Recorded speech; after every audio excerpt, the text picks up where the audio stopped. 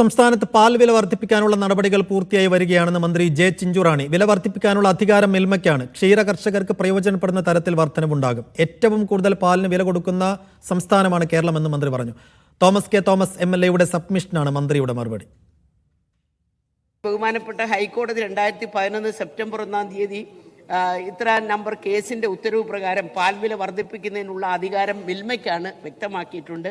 അയൽ സംസ്ഥാനങ്ങളിലെ പാൽ അധികമായിട്ടുള്ള സാഹചര്യത്തിൽ സംസ്ഥാനത്ത് ക്ഷീരവിപണിക്ക് ഭീഷണിയാക്കുന്നതിനുള്ള സാധ്യതകൾ കണ്ടുകൊണ്ട് പാൽവില വർധനവ് സംബന്ധിച്ച് രൂപീകരിച്ച 5 അംഗ കമ്മിറ്റിയുടെ റിപ്പോർട്ട് കണക്കിലെടുത്തുകൊണ്ടും ഈ കമ്മിറ്റിയുടെ ശുപാർശ പ്രകാരം ക്ഷീര കർഷകർക്ക് പ്രയോജനകരമായ രീതിയിലുള്ള പാൽ വില വർധനവ് നടപ്പിലാക്കുവാനുള്ള നടപടികൾ മിൽമ അധികം വൈകാതെ സ്വീകരിക്കുന്നതാണ്.